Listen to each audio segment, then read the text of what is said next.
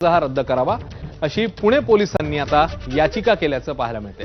पुणे पोलिसांनी मुंबई उच्च न्यायालयात या संदर्भातली याचिका केलेली आहे। पोलीस उपायुक्त संभाजी कदम यांनी ही माहिती दिली आहे। 2021 मध्ये दाखल असलेल्या गुन्ह्यामध्ये गायकवाड याला 2022 मध्ये जामीन मंजूर झालेला, मात्र अटी शर्तींचं पालन न केल्यामुळे त्याचा अर्ज रद्द व्हावा अशी मागणी करण्यात आली आहे।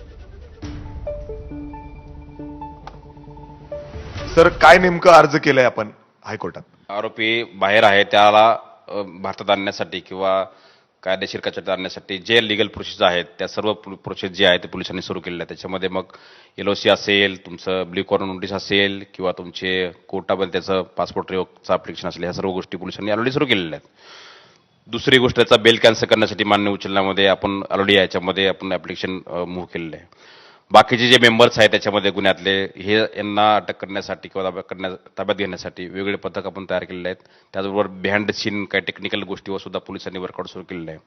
ह्याच्यात अजून एक महत्त्वाची गोष्ट म्हणजे जे कोणी ह्या गंभीर स्वरूपाच्या आरोपींना कोणी आसरा देईल, मदत करेल, डायरेक्टली इनडायरेक्टली काही लॉजिस्टिक पुरवेल, ते सर्व जे आहेत त्यांना मदत करणारे ते सर्व याच्यामध्ये आरोपी होतील।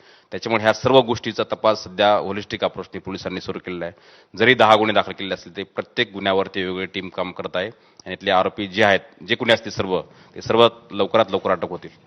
कॅमेरामॅन विजय राऊतसह मी मिकी घई, ABP माझा,